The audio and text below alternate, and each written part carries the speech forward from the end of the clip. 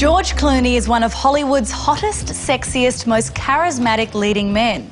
But did you know that as a teenager, he suffered from Bell's palsy, a condition that paralysed his face, closing his left eye and earning him the cruel nickname Frankenstein.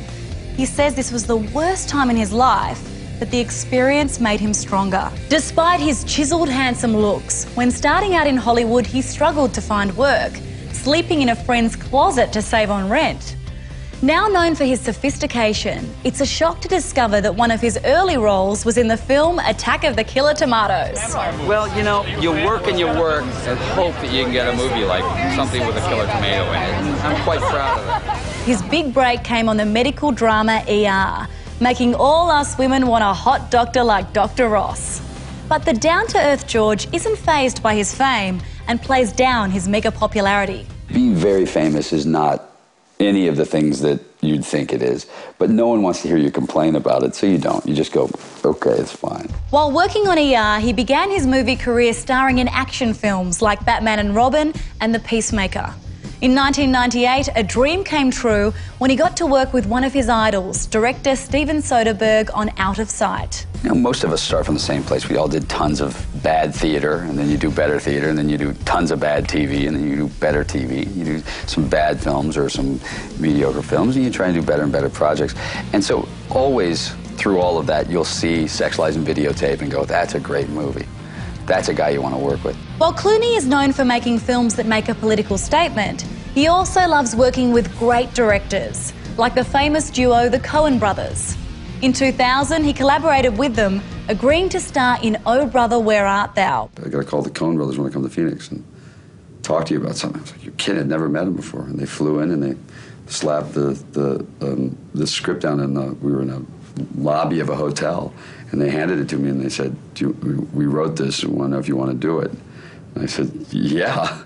And I couldn't believe my luck. I couldn't believe how lucky I was that they asked me to do it. The role involved singing, and always up for a challenge, George practiced and practiced. But sadly, no amount of practice would make perfect, and his voice was dubbed over.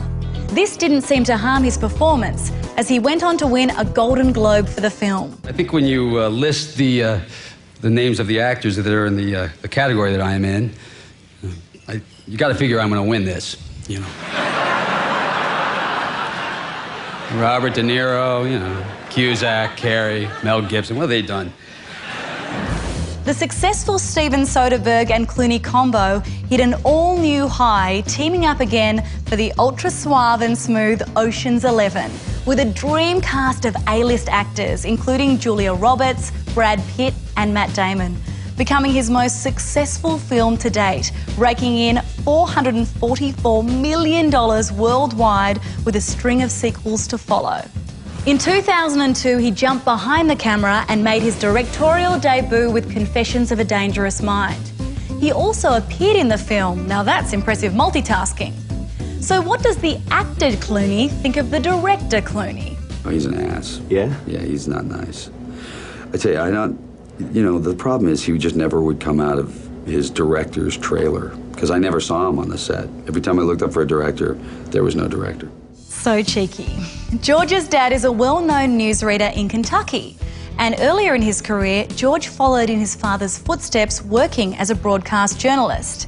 This experience definitely influencing his decision to direct Good Night and Good Luck. It's something my father did for 35 years, and it's a part of my life growing up.